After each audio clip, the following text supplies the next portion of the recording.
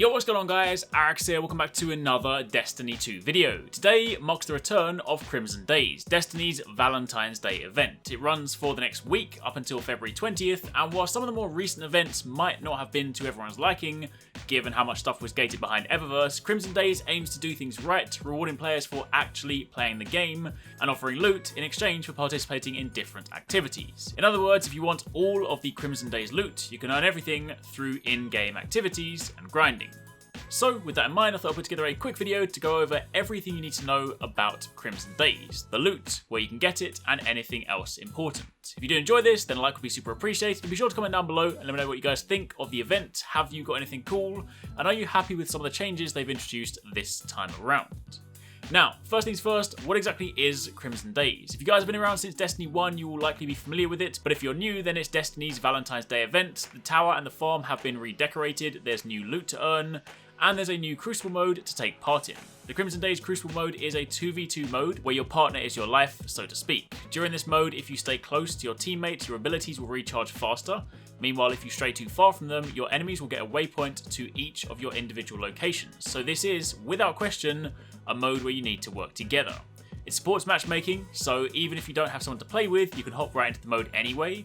And alongside this limited time mode, the Burning Shrine map from Destiny 1 makes a return, only this time it's called the Burnout, and it's a little darker, essentially set in a timeline where the Vex were victorious, the dark future, if you will.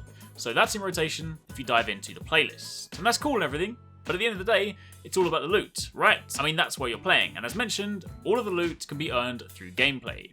There are new Crimson Engrams, and these will be awarded alongside Illuminated Engrams when you level up. Opening these Engrams will reward you with items from the event, and thanks to the new knockout loot system, once you've obtained an item, that item is then removed from the loot pool to prevent you from getting duplicates the next time around. At least until you get to the point where you've got all the gear, and then duplicates are inevitable.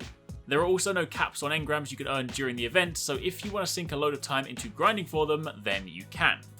Most of the items from the event are rewarded through the Crimson Days Crucible playlist, so just by playing in that, you will naturally earn rewards. However, if you want to pursue something a little more concrete, then there are some additional activities you can focus on. If you complete the weekly milestone Welcome to Crimson Days, by playing a number of matches, it looks like you'll only need to play about 5, since each match gives you around 20% completion, or at least it did for me, but completing this will give you the Fire of the Crimson Days emblem and the Tirastrella Ghost shell, that is this one. In addition to that, completing Crimson Days matches has a chance, emphasis on chance, this is still RNG after all, but there is a chance you can get the exotic Undeterred Sparrow. You can see it listed in the potential rewards here.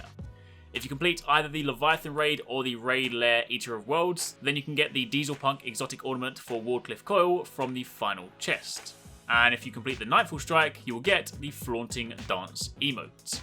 In addition to this, there are a few items you can grab from Tess Everest at Eververse, but note that these can also be earned during natural gameplay and the Crimson Engrams, but if you have a surplus of Bright Dust, then you can grab some of these items if you so wish. Furthermore, any Crimson Days items can be dismantled, including shaders, to yield Bright Dust, so if there is something you really want to grab, then just by playing the Crucible mode, obtaining items and dismantling them, you can bolster your Bright Dust supplies. So in summary, if you want to earn the rewards this time around, dive into the Crucible mode, hit up some of the endgame activities, and they will lead you to most of the items. And with the inclusion of the knockout mechanic, while you might still get items you don't want, it should at least prevent you from getting duplicates. But that, my friends, is pretty much it. That was your quick overview of the Crimson Days event, running for the next week in Destiny 2.